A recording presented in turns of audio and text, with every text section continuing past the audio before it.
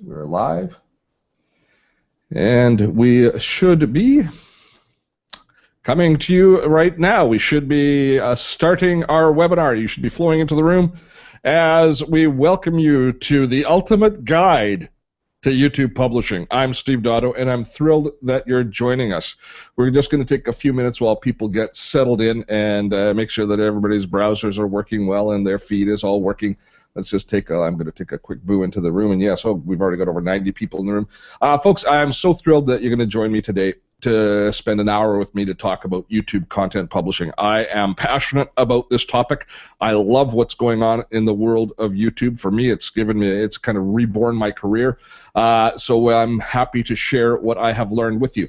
If you take a look at the screen that we're watching right now, this is a Google Hangout on air that we're delivering. We use a tool called Webinar Jam, which gives us that chat bar that you see at the right-hand side. And I see people are already letting us know where you're coming in from. So take advantage of the chat through the entire webinar and let us know where you're coming from. Let us know. There'll be Melissa is in the chat room with you, and she will be dealing with any technical issues or any questions that you might have to make sure that they reach me. And as I take a look, wow, they are just wow. People are already. We've got who we got here? We got Garnett from Chicago. Hey, Garnett, and we've got Peter from Lichfield, England. Peter, how the heck are you doing? And the problem is this thing keeps popping down on me. We got Jervis from Haarlem in the Netherlands. Welcome. We got people from all over the world. Dwayne from Cincinnati, Ohio. Dwayne, how the heck are you doing? Jefferson is all the way from Michigan. Got lots of people in the States. We got greetings from Germany here. Who was that? I missed the name. But I welcome you, one and all. We are thrilled to see you in here. Paul from Wilmington, North Carolina. How's it hanging, Paul? And Dawson Creek, BC. I saw in Lori from North Van. Indeed, we see. This is great. I'm glad that everybody's here. So here's what we're going to be doing today to give you an idea of what's going to happen as we move through the day. We're going to start out with a little bit of an overview of what's happening in the YouTube content publishing space. I'm going to tell you a little bit about me if you don't know who I am and where I come from, a little bit of background on how I've gotten to the point of being a YouTube content publisher. Then we're going to dive in, and I'm actually going to do a hands-on demo. I'm going to take you through my publishing process. And I think by going through what I do when I publish each and every video that we publish, I'll be able to touch on all the key points that you need to understand in order to be a more effective YouTube content publisher yourself. This will also act as a great primer if you're thinking about getting into YouTube publishing, because a lot of you haven't ever really looked at the tools of what the toolkit looks like. For people who start creating in YouTube. So we'll be right in my account as we go along. So we're going to start things out. Let's start things out with a bit of a poll. I just want to find out what you are all, I just have to make sure that it's public. There we go. I have to make sure, I want to ask you what you're hoping to learn here. And I'm going to start the poll. There we go. I'm going to ask you what you're starting to learn here. Are you... You have a channel and you're looking for some tips. Perhaps you have a channel and you just don't know where to start. That's I think a lot of us are in that case, or you need to really start to create some real traction in your YouTube channel. Perhaps you're just starting out and you're doing research, or perhaps because you saw the word YouTube, you thought there was going to be funny cat videos, and you like cat videos. So you've got all those options. So fill in the chat, fill in the polls, and when we come back at the halfway point, kind of through the webinar, we will cover that. Now, anybody who's having any technical issues, there are a few easy steps that you can usually take to correct them. Number one is if you're using Internet Explorer, don't. Use Firefox, use Chrome, use Safari, use anything but Internet Explorer, and chances are things are going to work. So use the registration link, and use it in a different browser. If you are having issues even with one of those other browsers, quite often just restarting the browser session will clean things up. And if you do have issues which are unovercomable, if that's a word, or if life gets in the way and you have to jump away for some reason before we're done, fear not, there will be a replay link of this whole webinar sent out about an hour after we're complete. There will be time for questions at the end. I'll make sure I have time for questions at the end. And I also, if you are interested, we are relaunching our YouTube publishing course, which I'll be talking about at the end as well. So you'll have an opportunity to get in kind of in the rebirth of my Growing Your YouTube Channel course. So I'll be talking about that at the very end of the webinar as well. But for now, let us dive in. And I'll start screen sharing here. Now, I've made my screen size resolution larger here, so I'm hoping this is going to work a little bit better for people viewing it. But we're going to dive in, and I'm going to talk to you a little bit about what to expect today, and we're going to get into the actual demo part in just a few moments. So I'm going to start sharing my screen here. There we go. And let us start with the official part of the presentation, the ultimate guide to YouTube publishing. All right, so let me tell you a little bit about me, Steve Dotto, just in case you don't know. I think most of the people who are coming to us from Canada know who I am. From the rest of the world, you might not know a little bit about my background. But for 15 years, I hosted and produced a nationally syndicated TV show here in Canada, which was on technology. It was called Dotto Tech, and it was how we use technology. It's pretty much the same type of content as I produce now in my YouTube channel. We had around 20 million annual viewers in Canada. I also did about 12 years on radio, and I wrote a newspaper column for 8 years, which is hilarious. Any of you who get my newsletter and you recognize how many typos I have and how bad my language is occasionally. Nevertheless, I was a syndicated newspaper columnist, and it was fun. So about 4 years ago, I stopped producing the television show. It had run its course. 15 years was long enough, and I went off into the woods and started to look for other things to do. And a couple of years after I was just kind of wandering around in the wilderness, I started to look seriously at YouTube. And it was in 2013 that I really started to get serious about YouTube as I was kind of reinventing myself.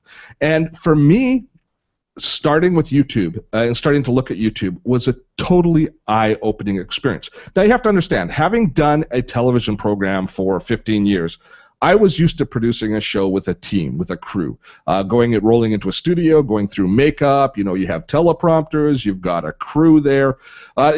Television was a process, which I thoroughly enjoyed. I loved the teamwork of it. But when I looked at YouTube, I got to admit, I probably had a little bit of ego attached, saying, how good can it be on this tiny little screen that you can produce by yourself with an iPhone if you want? So I really, might have looked a little bit down my nose at what YouTube represented, and I didn't understand necessarily what this broadcast medium would evolve into.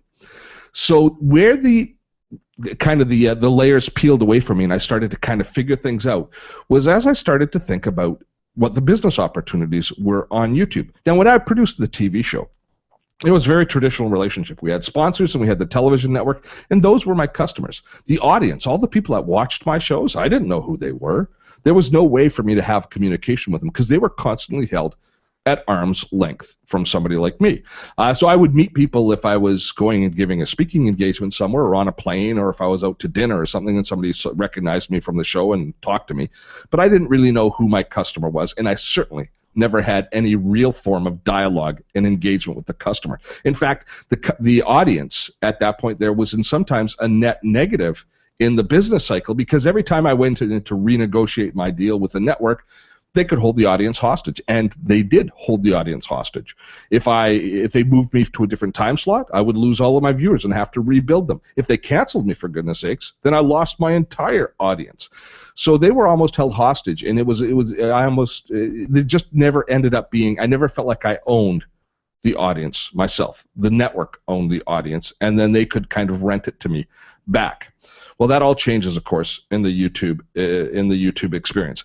With YouTube, actually I should stay on that slide there. With YouTube, the big eye-opening, the big aha moment came when I recognized the fact that people could start to subscribe to my channel, and that I had direct connection with them.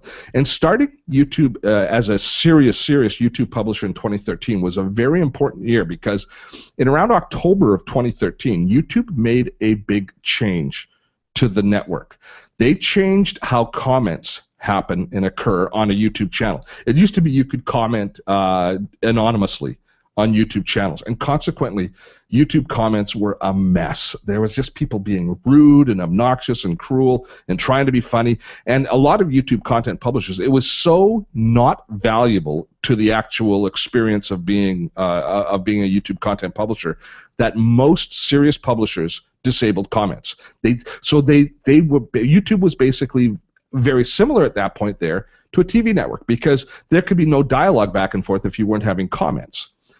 They changed that, and in October they made it so that you had to attach your Google profile to any comments you made, which caused a lot of ire amongst people who like to troll and like to just be rude and whatever. But for YouTube content publishers, it opened the door for us to have a real engagement and a real conversation with our audience. And YouTube went from being a broadcast medium into being a social network.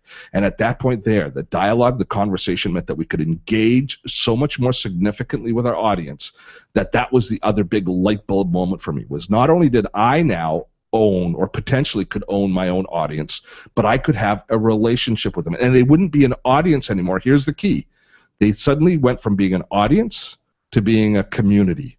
And that changed everything for me. It put more responsibility on me as far as how I act and how I interact with the people on YouTube, and it created new opportunity for engagement. And all of a sudden, things just started to grow and explode as a result of that.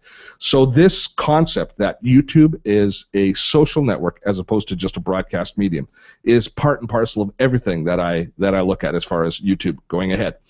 Now, one of the things about YouTube, of course, is the numbers are so vast. People hear of these huge, just unbelievable number of views that some videos get. And you know, when we speak about the statistics of viewership on YouTube, how many people are watching, you know, it can be intimidating.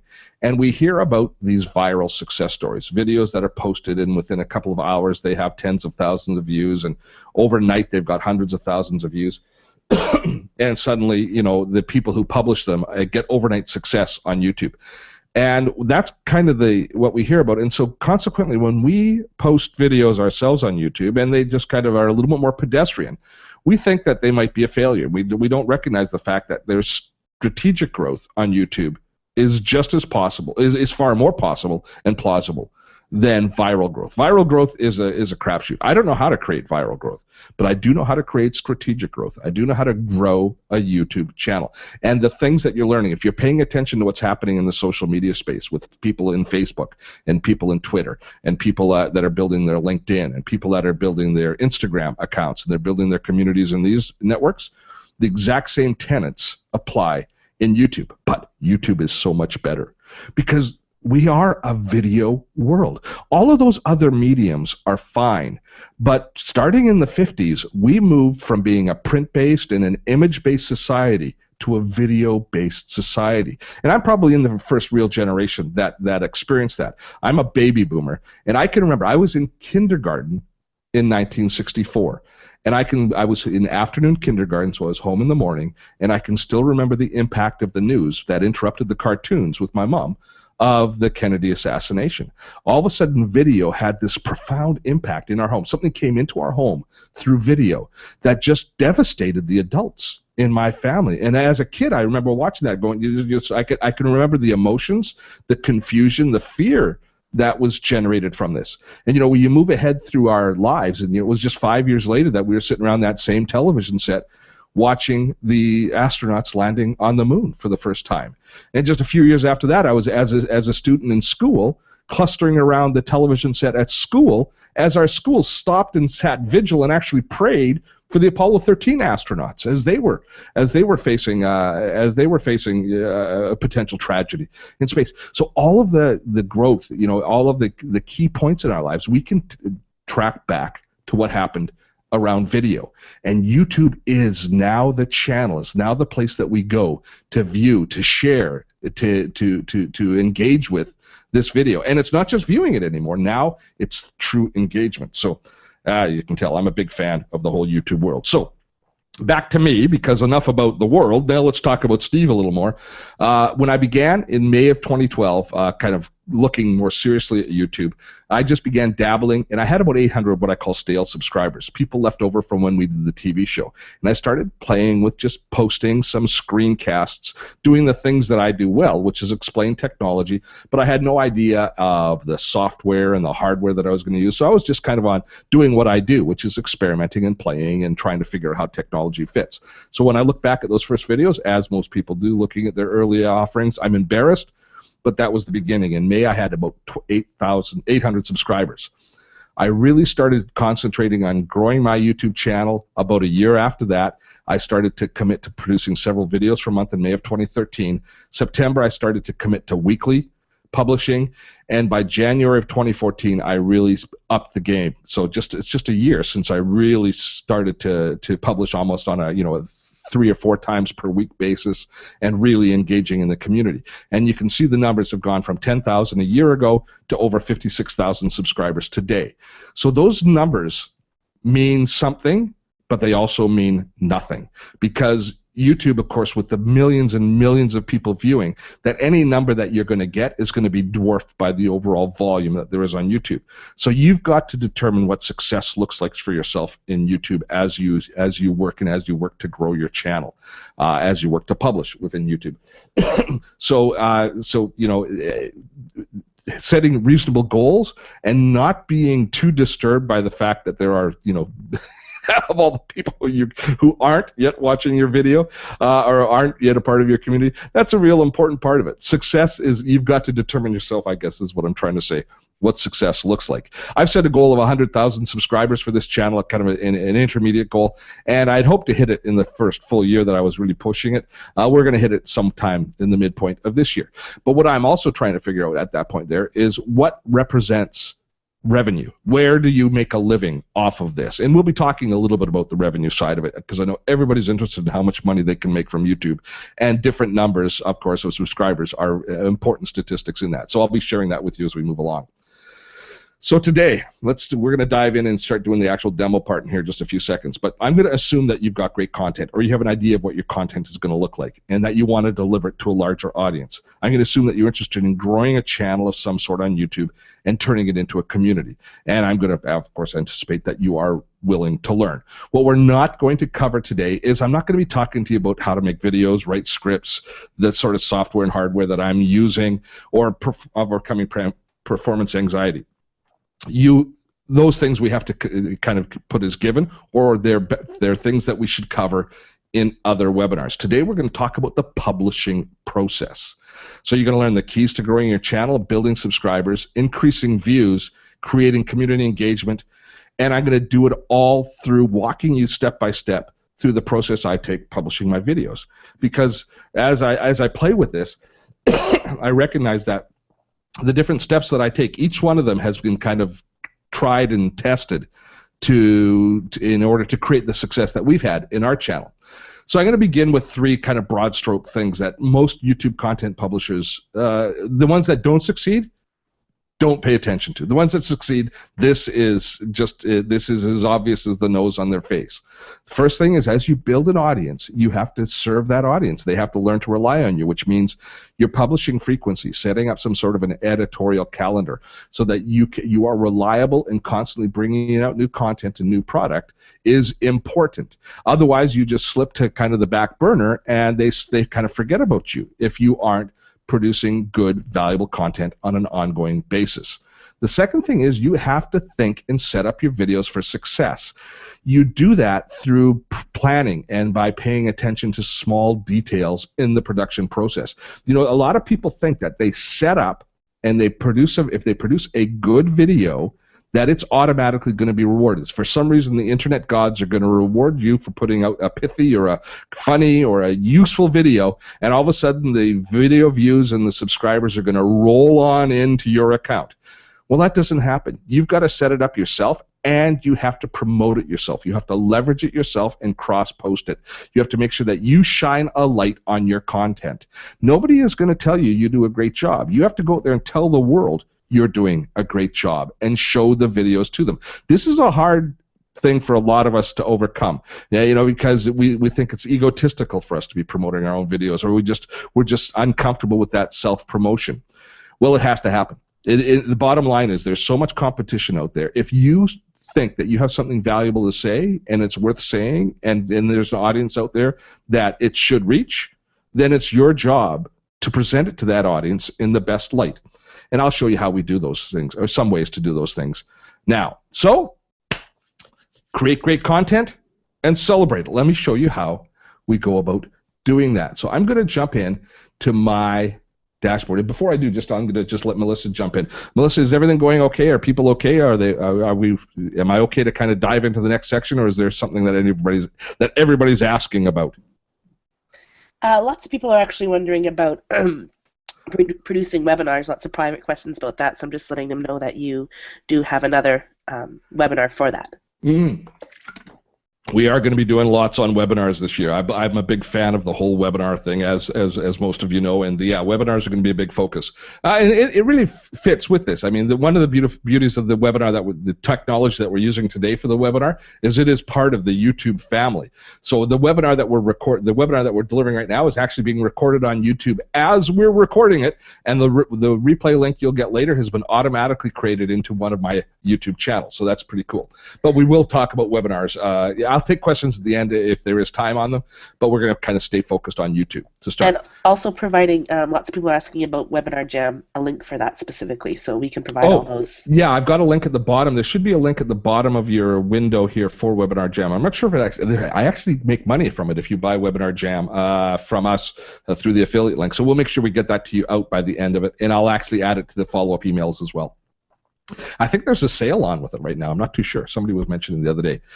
But that's the tool that we're using right now with Webinar Jam. All right, so diving in. This is my YouTube channel as it sits at this moment. This is live. What we're going to do, I thought we'd walk through, is we're going to take a video that I recorded yesterday and have kind of done the basic prep work for, but we're going to walk it through the actual publishing process. So if you go to my YouTube channel right now, you aren't going to see the video, which we're going to work on right now. But then at the end of this webinar, by the end of it, you will be able to actually view the video that we're creating, or that we're publishing. So you're going to see it. You're going to see it at its birth, and you're going to be able to track how it does.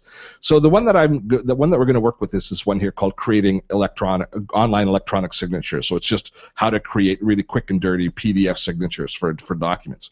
But if you take a look at this interface here, this is called the Creator Studio, which is YouTube's interface for content creators. And this is where I manage my account. I spend an inordinate amount of time each day in this particular interface. And it gives me a whole bunch of raw statistics, like how many video views I've had, how many subscribers I have, my stats for the last 28 days, and also access to my videos and allowing me to edit my videos, as well as manage things like my community, going in and having conversations in all of my different channel settings. Where we're going to go right now, though, is I'm going to go here into the edit for the actual video that I uploaded earlier. I uploaded this video yesterday, and I started the prep work on this yesterday. So this is a video that I created, which is about just a simple how-to video on creating simple electronic signatures. Now, the keys, what you see here is the editing module that allows us to make modifications to the video before we actually post it and publish it. And if you might be able to see it, but right here it says that it's unlisted. So this has not yet been published to my channel. So the basic things that we have is we have the video itself, and then to the right-hand side of the video we have the option for us to choose the thumbnail image.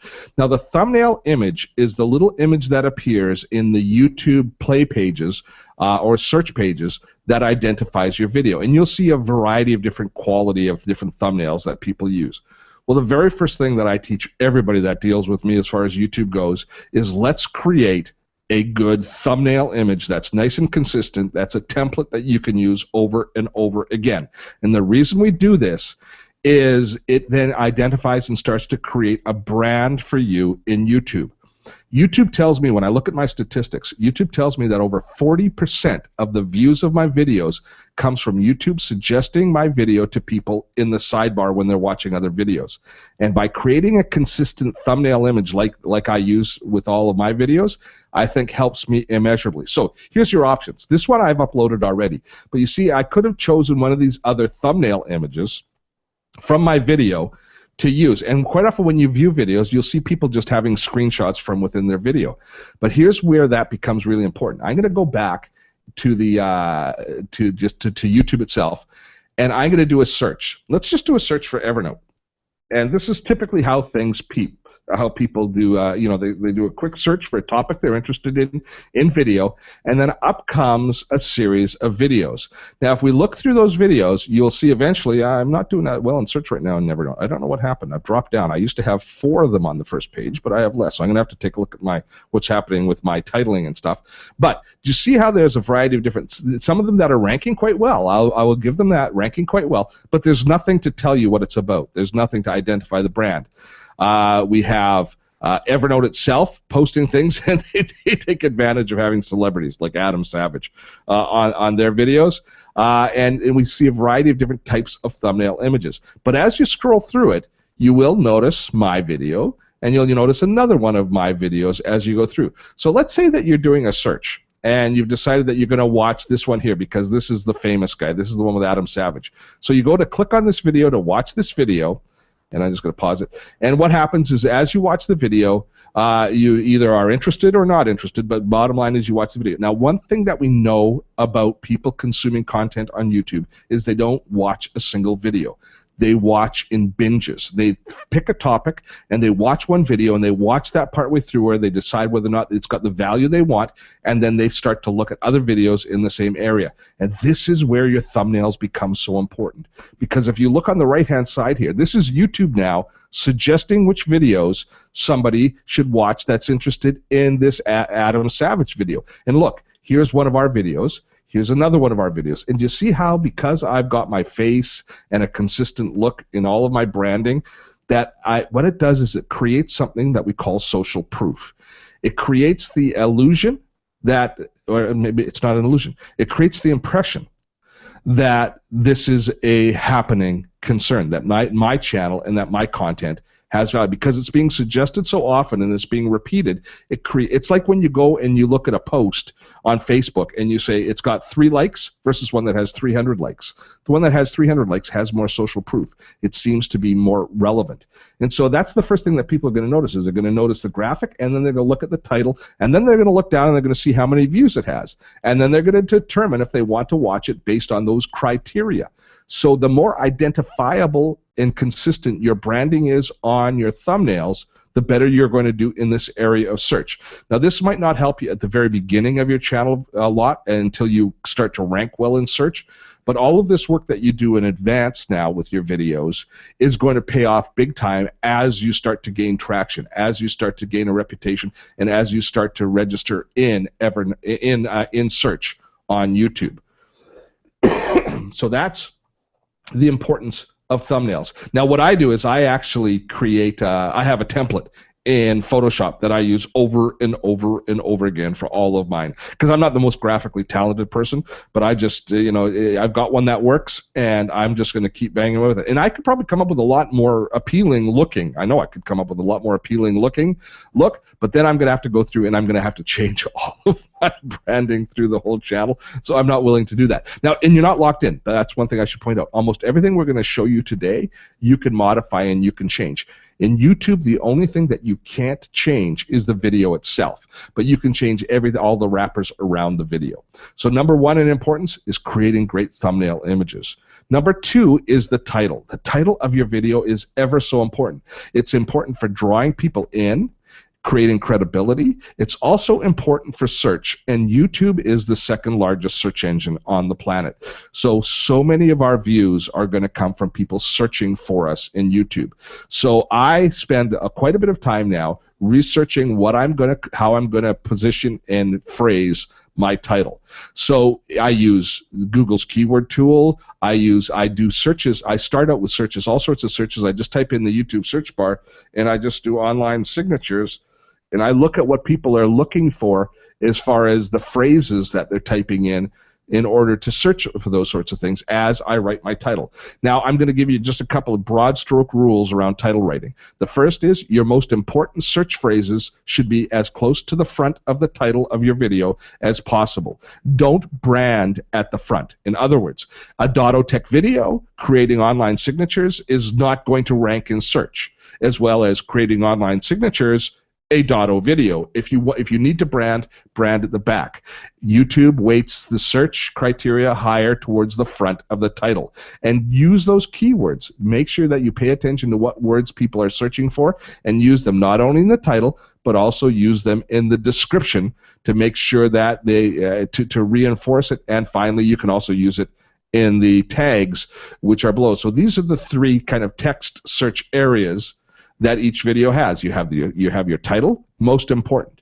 You have your description, which we use for more than just search. We also create any links that might be in our video, we put in there. And then I also do a fair bit of branding. I talk a lot about myself and give people links to my different courses and videos in here as well. And I use a text expander tool. It's actually called Text Expander, but I use a keyboard macro tool. So I've pre-written my description, and I have automatically populated in here every time I publish a video.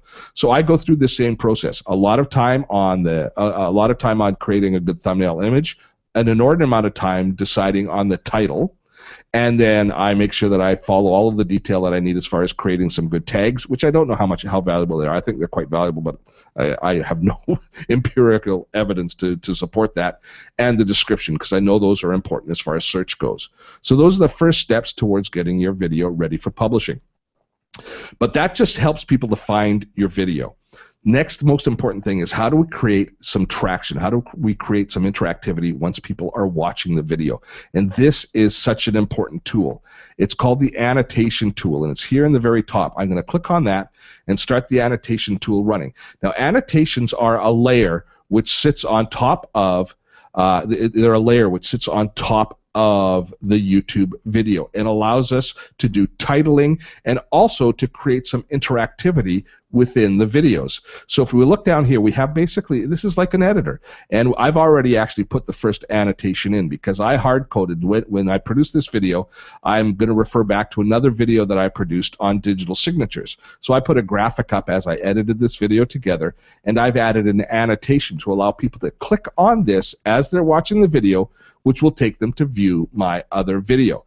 Now, you want people to stay within your family of videos as much as possible. And so if you've got another video that refers to the same content or is a companion video to your video, make sure that you're telling people and you're recommending people watch that as the next thing that they might want to watch in the series, or even in this particular case, even earlier on in the video. But basically, you can create these links through annotations. Now, I'm going to just scroll to the very end of this video to show you where to show you how we actually apply annotations. So at the very end of every one of my videos, I have these 3 links. Anybody who's watched my videos know that I wrap up each video. I'll just play this to the end. There it is.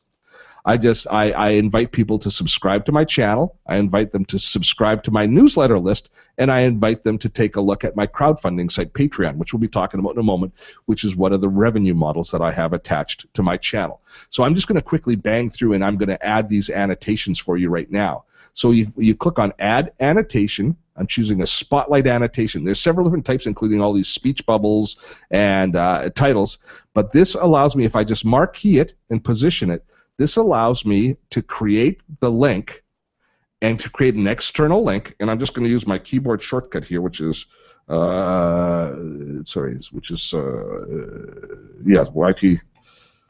I remember, there it is. So this is the actual text string that allows people to subscribe to my YouTube channel. So I've annotated that particular graphic. I've just with this layer that sits over top. Now, annotations, I'm going to keep going here. I'm going to add it at the second. Annotations are so valuable beyond this concept. But let me just fill you in a little bit more about the subscribe concept, because that's one of the things that really has helped my channel grow. I thought when I created good content on YouTube,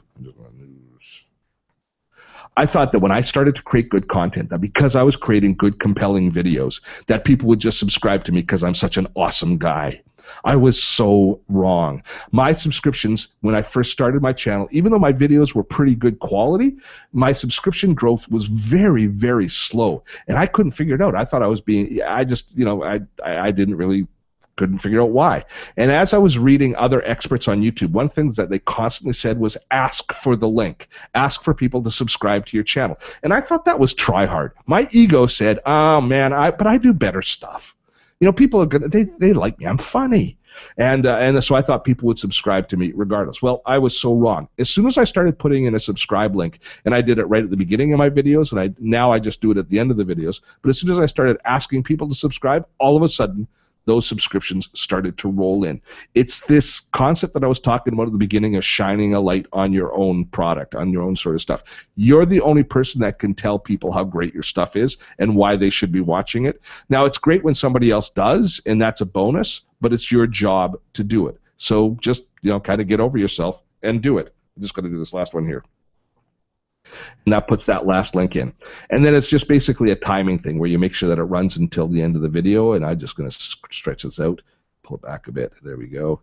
I'm just finishing off these annotations. Now, these annotations work beyond these subscribe and these links here. You can use them to link to your next video. You can use them to go back to your web page. People can use them for sales. There's a variety of different ways that they can be used. But one of the other things that annotations can be used for, if we just take a look at the different list of annotations, is you can use them for titling within a video. So when content changes within a video, remember how I said the only thing you can't change in YouTube video is the content, is the video itself? But for example, when I posted a video on Dropbox and Google Drive, I did a comparison video, which is done quite well. But literally the day after I posted that video, one of the partners, Dropbox in this particular case, dropped their pricing. No, it was Google Drive, dropped the price. And I had mentioned the price in the video, so I was screwed. So all I did was I created a title that said the new pricing structure, and then I extended the shelf life of the video by updating it with that sort of a text that I dropped in. So I was able to modify the video to a certain extent without changing the actual content. Because one of the things that YouTube content creators are absolutely loath to do is once you have a video that's performing, is pulling that video off of YouTube is very difficult because you lose all the credibility. You lose all the statistics. You lose all of the search engine juice that you get from having a video that's well ranked and well respected and has been watched a lot. So finding ways to keep those videos vibrant. Some videos that I've created that are completely out of date, and I've actually recorded new videos in that space, I don't pull those videos, but I put a big placard up at the very beginning saying, this one's out of date, click here to see my latest take on this topic. And so I still get the search engine juice out of the old video, but I direct people to the new content. You really have to come up with a strategy to make sure that you're extending the shelf life of your videos as much as possible. So, getting back to the publishing process, I'm realizing that things are taking a little bit longer than I thought. I'm going to jump back into the information and settings. So now we've annotated this video. It's ready to go as far as that's concerned. We've added a title. We've made sure, or added a graphic. We've made sure that our titles and all of our text and supporting content is in place. Now I'm going to turn on monetization because I do monetize a lot of my videos with advertising. So people wonder immediately, how much money do you make off of YouTube videos?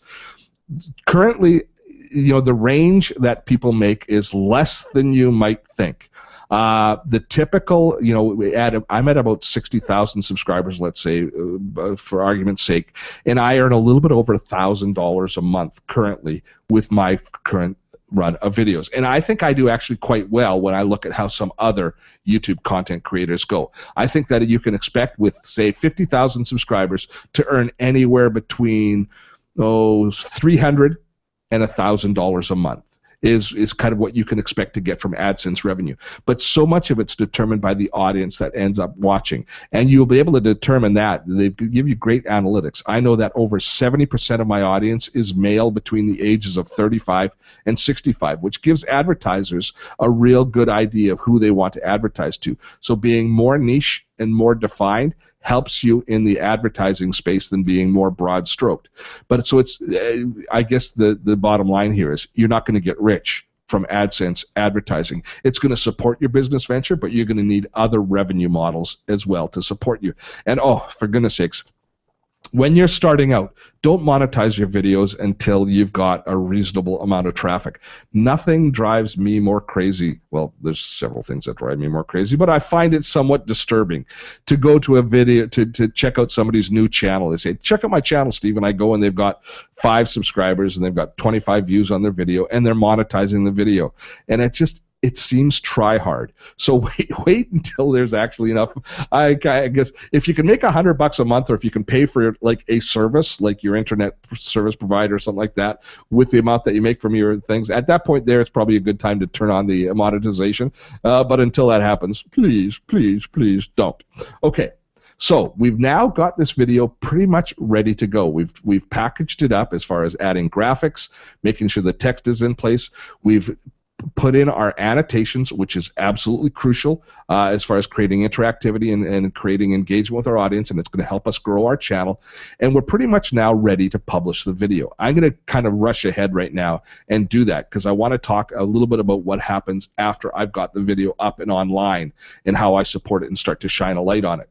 So what you do is when the video is ready to publish is you choose this drop down, and you have to make sure when you upload your video, by the way, that you upload it and you choose to upload it to unlisted or private, or it will already be published. You choose public now to bring it forward, and this is a unique opportunity because YouTube is such a cool social network. When you first publish a video, you get to post along with that video into your own feed. So this actually I have turned on so that it posts to Google Plus and Twitter as well as to my as well as to my YouTube subscribers. So I'm going to say the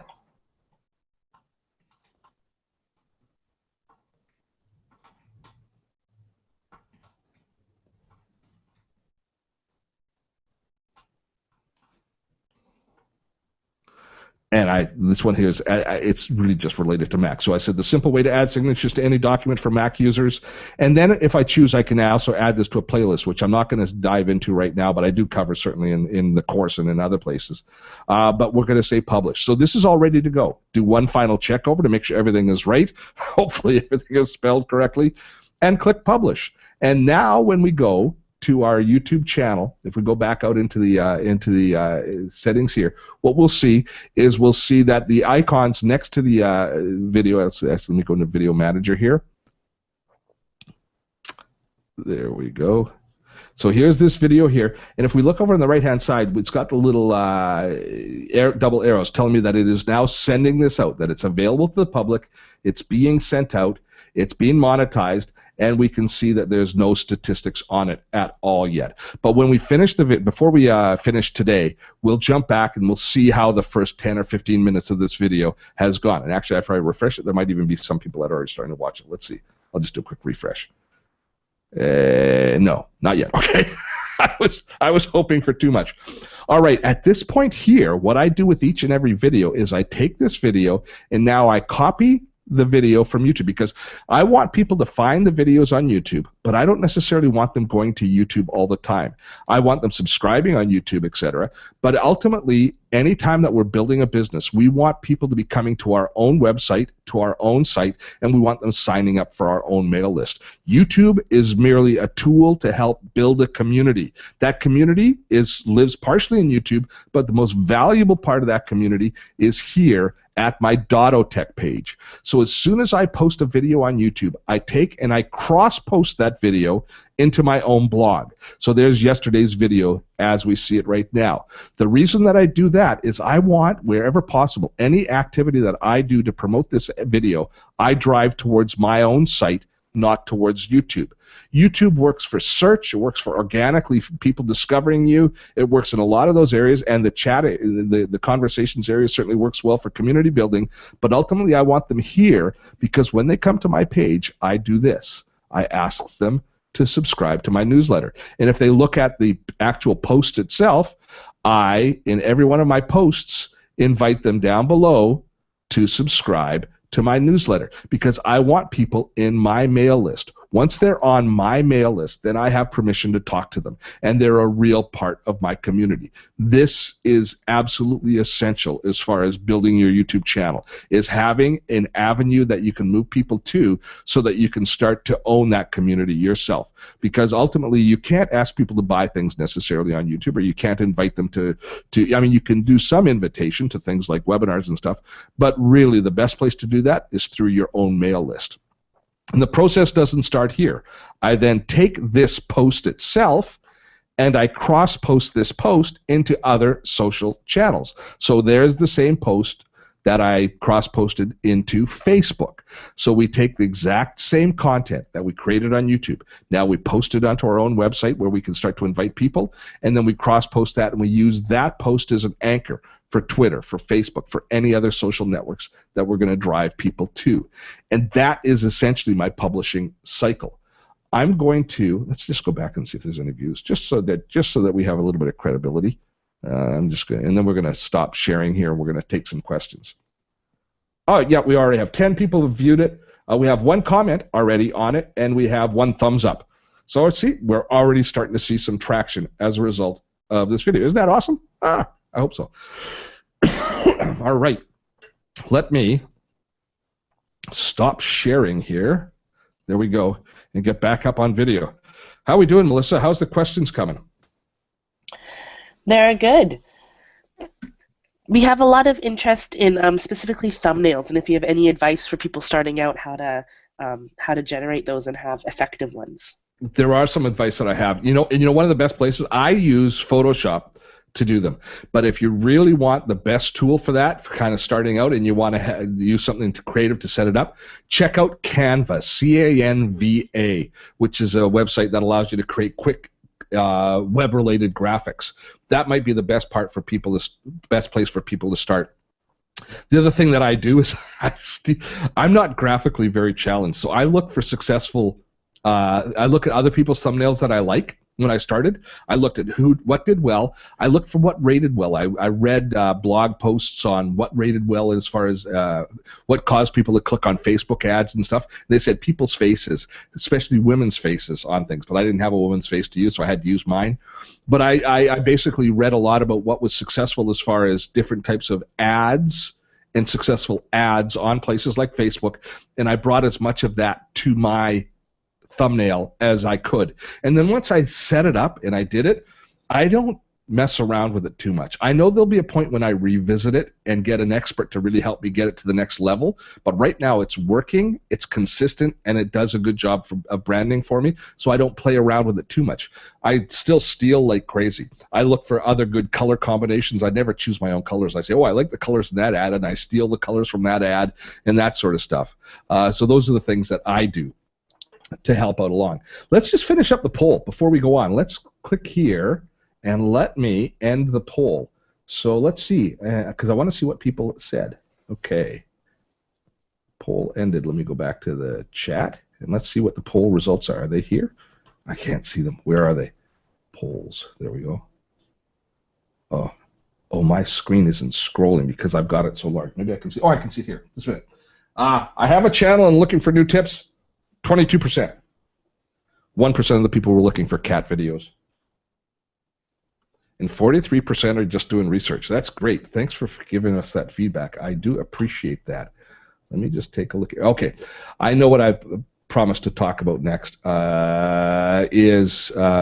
we'll take questions in just a few seconds, is revenue. We started to talk out by talking about, I talked to you a little bit about AdSense revenue and what can be, what income can come. And I'd be happy to share my actual numbers with you, but AdSense is very restrictive about how much we can share. So we're not able to actually show you, but the key metrics with ads on Facebook, or sorry, on YouTube, are the revenue per 1,000 views. So you get paid by the 1,000 views depending on the types of ads that you run. Now I run the little ads that run along the bottom, plus I do a pre-roll ad that you can click through. So you're paid if people click on those ads and actually look at what's being advertised. You're paid more. You're paid by the 1,000 views as well, which is the main revenue that you're going to get by how many people actually view your videos.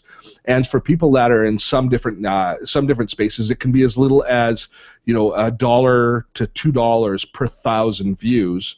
And I know of people that make over $20 per 1,000 views, depending on the content of their video. So there's a broad range there, but I think most people are getting between $2 and $6 per 1,000 views of their videos. So you can see if you have a video that gets 100,000 views, you're going to make, what, $60? It's not good. Is that right? 60 at $6? Maybe I'm $600. You make $600 if you can reach 100,000 views on video. Again, you're not going to get rich off this, but it is a nice second level of income.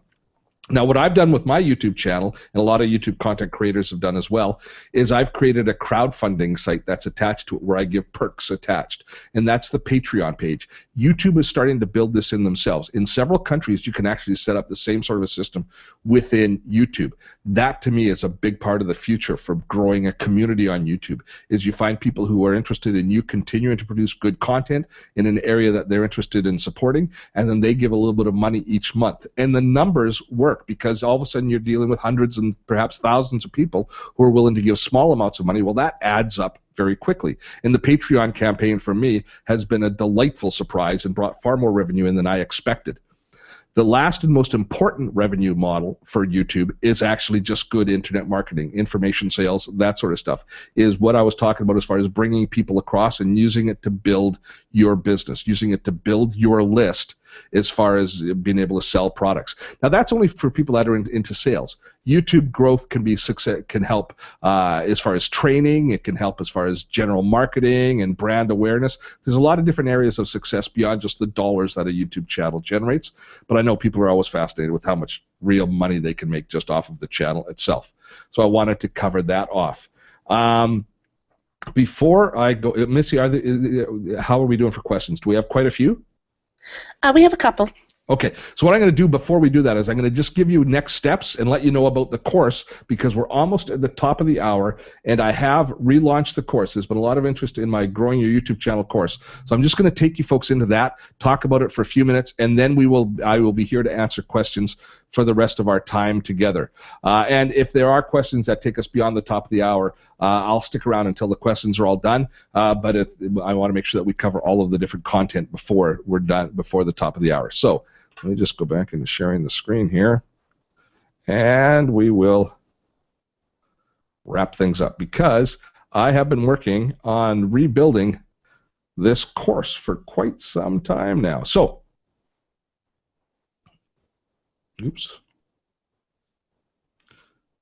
oopsie, I just got to pick the right slide to start. There it is. Is that it? Yes, that's the right slide. So, about nearly a year ago now, I released a course called Growing Your YouTube Channel, and I delivered it to a live audience. We delivered it on a daily basis. It was actually 40 modules that were little bites. That was a lot of work for the people to go through, but they covered everything. It was basically a brain dump of everything that I know about YouTube content publishing. Now, I've boiled all of that information out. It still has the same amount of content, but I've boiled it down into a 10-part course and turned it into a full membership package. So when you sign up for the course now, you get access to all 10 courses. They're done as modules, and they're all just basically online pages right now that you can access. But it's basically what I've covered here, but all of the background information and all of the different things that I've learned about actually growing the channel and the lessons that I've learned in the growth of my channel. Primarily all video lessons. In the course. As I say, it's a 10-part course. There's also access to a Google Plus group. We found in my other courses that I'm delivering that the groups have become an incredibly valuable resource where you're sharing ideas with other people in the same community. So we're including this new Google Plus group as a part of it. There's lifetime access with unlimited lifetime of the course, unlimited updates, and we're going to be having a series of hangouts when we deal with specific topics. Things like dealing with AdSense revenue, those sorts of things, where we have conversations. There'll be much smaller groups, but more breakout sessions that we'll be having around the different types of publishing content. As with all of my courses, we have a money-back guarantee. If you're not happy, then I am not happy. So I want to make sure that you leave a happy, whether that's with if you need your money back, you certainly have access to that. Let me just dive quickly into what is in the course. If you are just starting out, this course does work. It works for more advanced people as well, but we start right at the beginning, setting up a channel from scratch. And I actually had to figure out how to do it again because it's been so long. But what is the initial stages that the first steps you take in setting up your channel, and making sure you do it right so you don't have missteps that you have to go back and correct later, which is a nightmare in the Google universe. We talk about the preparation of videos, all of the things that I was talking about as far as SEO, setting up your titles, making sure that you can be found in SEO, and setting your content up for success. We talk about leveraging the content into social networks in chapter and verse, how I do that, and different ways that you can take advantage of the different social networks. A big part of this course is how you leverage your fans and community engagement, what you do with it, and how you manage that Google Plus interface with your fans. Talking about research and analytics, which goes through all of the different, how you decide what videos are going to be successful in the future, and then how you track your videos that you have up so that you can improve your next flight of videos, and also how you can tweak the existing videos to make them perform better. There's many times that I've posted a video that I thought was going to perform well. It hasn't performed well. I've gone in and I've modified the title. I've gone in and I've modified the description. I've added a few little annotations here or there, and I've breathed new life into that video. We talk about how you make money, the revenue potential off YouTube, and we also talk about using YouTube in live events and that different, and using it in using the basically leveraging your content, moving it towards the webinar type world. And all of that, 10 lessons, is at $297. All my courses are, as I say, 100% money back guarantee. But I shouldn't say that I don't ever do this, because I'm doing it, but I've never really done it before. But I am going to offer a launch special, because we've got 2 weeks here that we want to get this course kind of off the ground before I offer it to my Patreon community and others. So if you use the code YT2015, you get you can save $100 on it. That's just till the end of this month. It's my January launch special. So it's so that's it. The course is online. The page that I'm going to send you to right now, let me just put the page in, has all of the details, because I know that you'll want more information, of course, before you can before you make that decision. But let me just pop that in right now so that you can see. And I've got the okay. Well, oh, do I have to remove the poll? Missy's already got it in. Did you already put it in, Melissa? Thank you. Good. She's way ahead of me. So that's already there.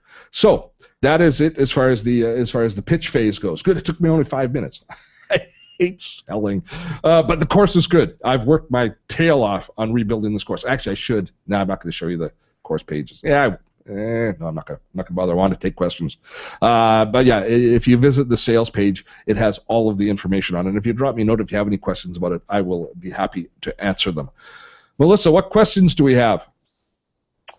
Okay, let's look here. We have some questions just about should they be looking at having different YouTube channels, or is it better to have one YouTube channel with different content in it? I think at the beginning it's better to have a single channel. YouTube allows us to create something called playlists, which is related content. So, for example, I've got very different content on the Dottotech. I've got my productivity stuff around Evernote and around Gmail and all of that, and then I've got my internet marketing stuff and the webcasting, screencasting, YouTube type stuff content. They both live on the same channel, but I use playlists to differentiate, because there's always going to be crossover between your different audiences, or there's going to be some crossover. But also, I think, especially in your early stages, it just creates so much more energy within YouTube. And when your channel ranks better, when you have more subscribers, there's more of that social proof. You don't want to fake it. You don't want to go out there and buy subscribers or anything like that. But I think that just having a single channel that you concentrate on promoting, you know where you're putting everything, and then just using playlists to demark the different types of content, that's the best way to go for most of us. There's going to be the odd time that that's not the best case. But for most of us, that's the best way to do things, I believe. Next question. Awesome. We're asked some... Oh, sorry, just let me read here. Do you think that YouTube, what is an appropriate use of it? Would it be useful for online content? Andrea was just wondering if she could catalog things on YouTube, and if that would be a good use of monetization. Cataloging? You mean using it kind of like a Pinterest, where you've got I think so. Well, I think YouTube. I think it doesn't matter what type of content you've got. I think if it's video content, YouTube is a great place for it. Now, if you have private content that needs to be protected, YouTube is not necessarily the best. If you've got course-related material and you're selling courses, YouTube works in that space, but other services like Vimeo and other things where you can gate your video a little more effectively might work better. But anything that's designed for public consumption, the reason YouTube wins hands down over every other delivery mechanism is search. The fact that you've got search. You know, a lot of people are talking currently about how Facebook is now suddenly competing with YouTube as far as number of video views, and they're talking about this growth curve that's happening on Facebook. Well, Facebook video is crap, folks. I mean, first of all, it's invasive. We don't really want it in our faces much. But B, if you find a useful video on Facebook, how do you find it again? How do you search for useful video on Facebook? The search capabilities of YouTube, being part of Google and being part of the biggest search engine in the world, that is where so much of the value of YouTube video lies, is in search. So if you have any content that anybody is going to be looking for in any shape or form, I think YouTube is the best place to be storing it, if it's appropriate for video. Okay. There is no payment button. There's no payment button on the page. Say it's not so. I think if you, I'm just taking a look at the page myself. There's an order button where you add it to the cart, and that's taking us into our brand new Infusionsoft system. If you want to use the discount code, when you type in the code, you have to click on apply, then you fill in all the information, and then you choose your payment you choose how you're going to want to pay at the very bottom of that page. You choose credit card or PayPal. So there should be a payment button. If there's not, drop us an email afterwards, info@dottotech.com, and we'll make sure that we straighten it out, but I'm pretty sure you'll be able to find it. Go ahead, Missy. What's the next question? Do you have any advice around how to integrate text most effectively for YouTube videos for the previews to bring people in? For the previews. Yeah, how to use text efficiently, and how much is too much? Oh, that's a good question. And where do you put it? Do you hard code the text into the video, or do you use annotations to use it over top of the video? Now, I would say you hard code any text that you're going to have into the video, and the reason is that annotations don't work necessarily in all platforms equally. So people in the mobile environment don't necessarily get the annotations. But depending on the type of content you have, depending if it's the sort of content that people are going to be typically watching in a noisy environment or a place where they don't want to have the audio turned up, use of text in a kind of explainer type text can be a very, very valuable, but it's going to depend on the message that you have and the content you have. Speaking about text, though, adding a transcript is an incredibly valuable additional piece that you can do. So if you can get your video transcribed, and I get most of my videos transcribed, and then I add my own transcript, track to it, that adds to its search capabilities. It allows people to watch it with closed captioning. But then I take that transcript and you also embed that in, say, the second page of a blog post with that video in it. It really adds to your search. It really adds to search. So doing transcripts can be incredibly valuable. As a matter of fact, with one of our subscribers, we're just researching doing translations. So I've got a person I'm working with in Belgium who's doing French translations of some of our most popular videos. So we're going to be adding a French track starting hopefully the next week or so to some of the most popular videos. It'll be interesting to see what happens. So they'll be able to watch it with French subtitles as I'm speaking. C'est incroyable! Okay, what's next? Awesome. Also wondering about talking about the threshold for monetization and when you know that your videos are definitely ready for that. Yes, that is a really good question. And I would say, just looking at your space, who is coming to the videos and what's the purpose of the videos? If you're producing videos to build community and your ultimate goal is building community, I would hold off as long as possible until that revenue makes a difference to your business process. Now, I started to monetize earlier, not necessarily just for the money, but to see how much money is made at those different levels, at those different thresholds. So it was more a curiosity so that I could explain to people how much money was being made. But I would think that, if if $100 a month makes a difference to what it is you're doing, and you're getting, 10,000 views a month of your videos, and it looks like you're going to make $100, then go for it. But if not, hold off as long as possible. Community building, because people will stop watching the ads. They will feel that the ads are getting in their way.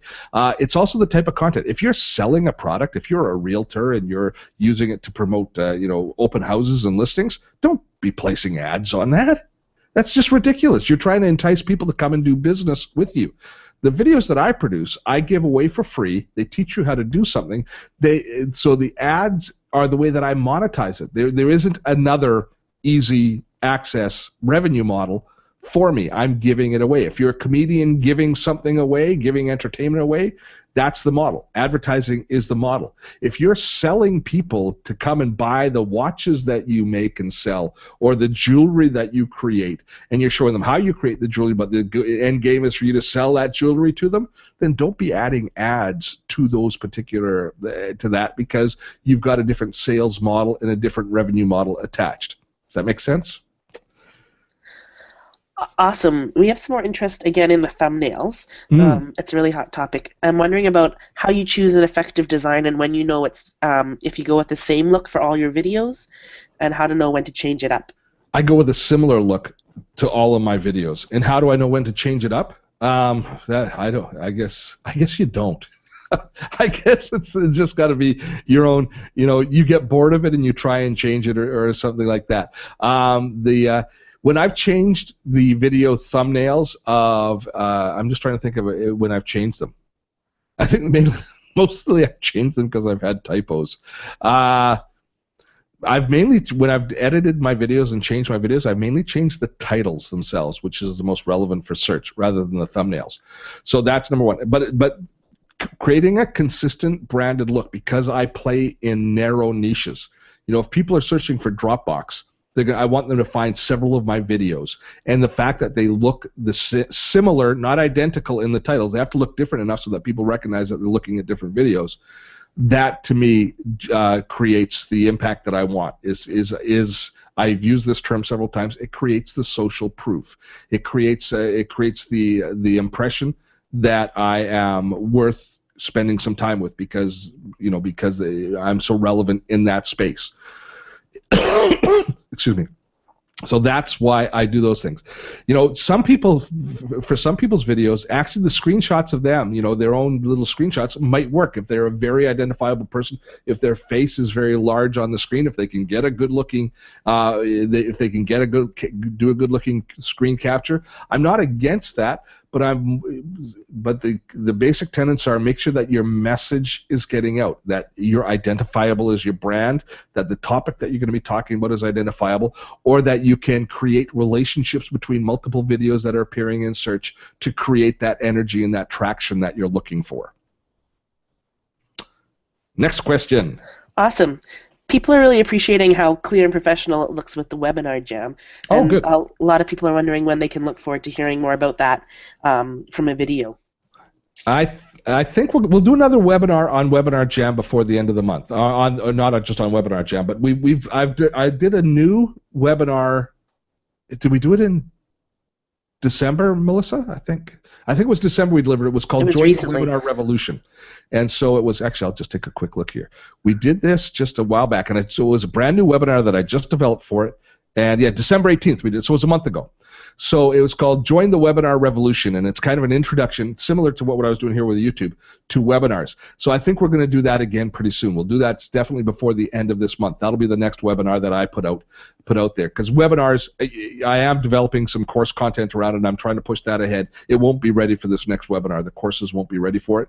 But webinars, to me, a tool like this, as far as for reaching out to the public and talking to you and being able to share an idea, perhaps sell a product, they all don't have to be sales related. It's just the absolute best. And it's and tools like Webinar Jam, it's $300 a year to use this tool. It's not perfect. There's a sync difference between when I'm speaking to you and when you're actually hearing it. There's about a 25-second delay, which causes us some issues on this end as far as real-time dialogue going back and forth. But my goodness, it's $300 a year to reach. In this particular case, we had 600 people sign up for this webinar. How many people do we have in the room right now? We've got 200 people. I'm talking to 200 of you right now about a topic that we're all interested in.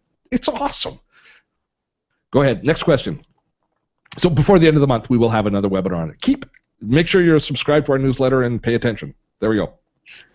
Awesome. And do you trust YouTube with all your videos, or do you have a backup system for them? Yeah, I've got them all backed up. But for the most part, yeah, I do. Yeah, I do have a system of backing up the videos themselves. So yes, you should always have some sort of a backup.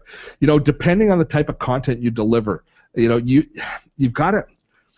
YouTube is a good partner to have, but would you trust Facebook with all of your content? Would you trust, you've got to make sure that you own it yourself and you have it yourself. If something goes wrong, if you're banned for whatever reason, you're going to have to come up with a plan B. You're going to have to come up with another place to put it. Now, I don't think that they would ever be able to shut you out of downloading your own content coming back, but I do keep a backup of all of my videos. I don't keep all of my editing files anywhere because I don't want to go back in and edit them all, and they take up a lot of space. But each video I do have stored, yes. Awesome. And you mentioned before that this course is great for beginners. Is it also good to people who have better established YouTube channels? I see Joanne. She has 615 subscribers, get about 2 a day. It's perfect for you, Joanne. If anything that I mentioned when I was talking about the publishing process, if any of that was new to you, yes, absolutely it's new. And go through it quickly. You got 30 days for money back. So go through it, and if it doesn't work, then let me know and you'll have your money back. But yeah, I'd say it's absolutely perfect for you, Joanne. That's when I initially designed the course, I designed it for me when I was starting out, when I was at that 800 subscriber level and I was just about to start taking it serious. That's the content that I put together for this course. It's teaching you how to create a process that generates real traction on YouTube and real growth. Whatever, and that number is going to look different. Growing by 2 a day as you are right now is great, but you probably want to grow by 20 a day. And then at that point, after that, you're going to want to grow by 50 a day. So creating that arc of success as it starts to grow. It's great hitting your milestones. That's one of the beauties of YouTube is the milestones you hit are very attainable and almost predictable as far as it goes. But then along the way, the fact that you've got a real social network, that you're actually getting to know your subscribers, and so there's a real consistency. So you're not taking chances, and it's not feast and famine like a sales cycle would be, where you sell a product and then it drops off. YouTube subscribers are coming back to you because they're interested in what you have to say. And so the fact that you get to have a dialogue with them just adds to the value and makes sure that what you're saying is that much more relevant as you move ahead. You got to spend a lot of that's it. You need your ears working as well as your mouth and camera working when you've got a YouTube channel. Awesome. And people are wondering, do you have any formal training in this, or is this something that you kind of figured out on your own? Well, television background is, I mean, for me, I spent 20 years in broadcast television, so I've got a real solid training as far as traditional media is concerned. Things like doing the editing of the videos and that, no, it's pretty much self-taught. But I always paid attention to what was going on when I was producing my shows. But no, I basically learned the editing process myself. I learned about it, but I would also call in favors. When I set up my audio, which is so important for my YouTube channel, is having good quality audio. I've been working with some of the finest audio professionals in Vancouver my whole career. So I called them in, and they gave me advice on microphone and mixer setup, and helped me set my systems up. So it's not all me, but it is. But I don't have formal training in any of this. My formal training is, high school. Awesome. And people would love, people who are your existing Patreons and people who are thinking about becoming, would like a little bit more information about when the course will be available for Patreon. And so Patreon, anybody that's an existing Patreon supporter can access the course based on their patronage thresholds. So Patreon has different levels. For people that don't know, Patreon is, Melissa will put in a link there to the Patreon page, but it is it's crowdfunding for content creators like this. So at the start of 2015, I reworked the levels because knowing what I was planning on doing as far as product releases and stuff goes this year. So at the $10 level, people gain access to all of my productivity videos. At the $20 a month level, they gain access to the internet marketing and the webcasting and this sort of a video for the YouTube videos. So if you're already a patron, you can access it if you're at the $20 level, or if you upgrade to the $20 level, then you'll be able to get the course right away. Anybody new coming on will have to wait till February 1st when we change the pricing on the course itself. At $25 a month, you get access to all the courses regardless of what it is in the community. So I've just tried to simplify things and make it as clean and streamlined as possible. So if you are an existing patron, you just drop us a note. You change your level to make sure you're at a $20 level for this particular course. Drop me a note and we'll send you the registration information. Did I explain that okay, Missy? Very clear. Oh, good. She has to say that. And people are wondering about how much time you put into producing these videos. What's appropriate to get this kind of quality? This is on a unfair. video? This is an unfair question because I'm really good at this. I'm so awesome. But here's the deal. For over 15 years, I went into the TV studio every day and I did these demos. And I did these demos with lots of professionals around me, but I did them under the pressure. This was my show, and I was raising the money for the TV show. So learning to produce good quality content fast, I wrote all the demos, I performed all the demos. So I have 20 years of training on sitting down and doing a demo. So for me, producing these demos is super, super quick. Most of my time is spent researching and deciding what I want to talk about. From the time I sit down in the morning and record a video till I have it posted, if I sit down at 9 in the morning, I can have it posted by 11:30 in the afternoon, on the same morning, for the most part. I don't think everybody should try and work towards that sort of a schedule, and I take advantage of that. So I have very high. I produce an inordinately high amount of content. I produce maybe 3 or 4 videos a week as a result of how easy that process is. Now, I don't sweat it. When we did TV, we had 22 minutes and 30 seconds of content. Every word had to be perfect. Everything had to be in its place. I let mistakes happen all the time now. My style of video now is a little bit more edutainment, so I try and entertain a little bit. I mean, when I first set up my green screen, the dog and the cat got in a fight, knocked over the green screen in the middle of a video. I just left it in because I thought the audience would enjoy that more than having a really nice and clean video. It was like a little Easter egg in the video. So little mistakes and little things will creep in, but that's the style that I've chosen. Those are strategic decisions that I've decided to make my brand a little bit more approachable. At any rate, between 2 and 3 hours for me from start to finish to produce a video, but I also have a solid format down. I do my little preamble. I have my little video hit in the middle. I do my demo. I do my wrap with my pitch asking to subscribe to my different services, and I'm out. So it's a fairly concise package now. All right. Oh, I see somebody that's already subscribed to Patreon at the $25 level. Don, yeah, I recognize the name. Just drop me a note in Patreon, Don, and we'll get you all set up. Thank you, sir. And thanks for your support.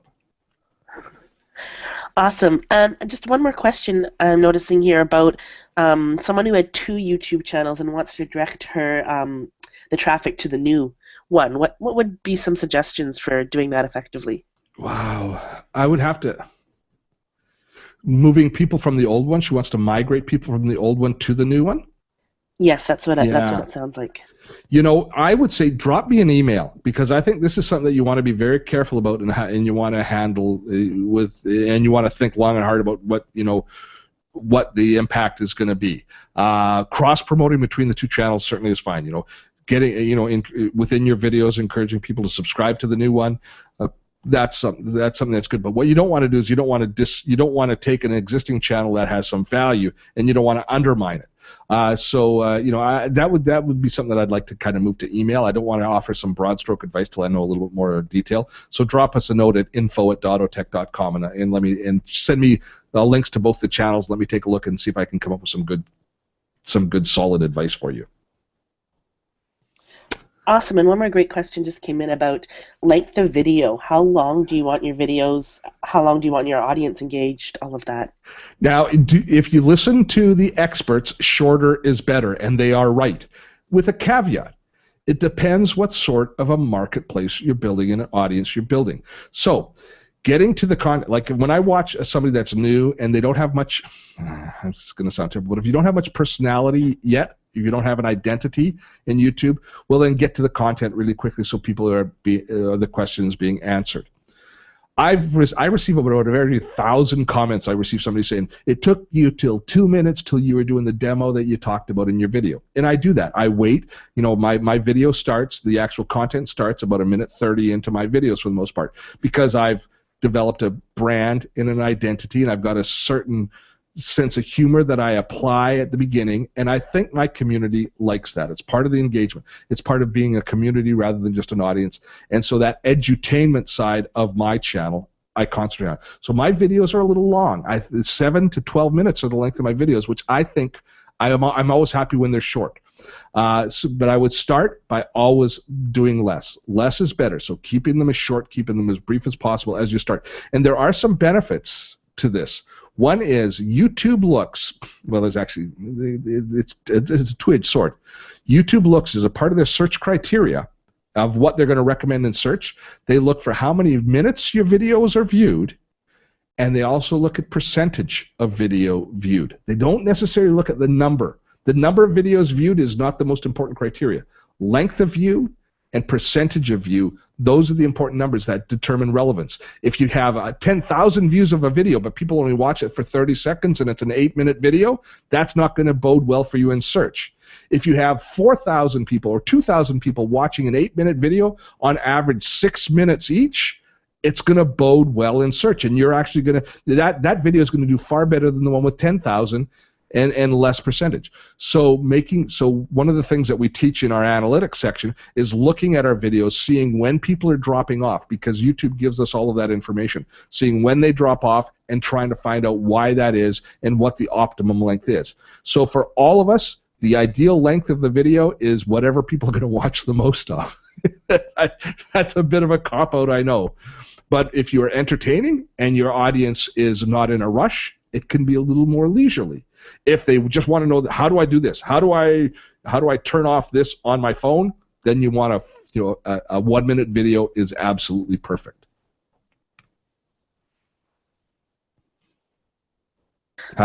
I think we've addressed most of the questions. I'm just reading through the list right now. That is awesome. I hope you folks have found this one to be valuable today. You know, this as I say, this topic is so exciting to me. And packing enough information into a 1-hour webinar. Well, we're an hour 20 now, but packing enough information in to make sure that it's valuable is a bit of a challenge, because every time I dive into it, I realize, I think, oh, okay, I can talk about this, and the other thing, and then I realize that what I've bitten off is so much more than I really want to chew, because it takes longer.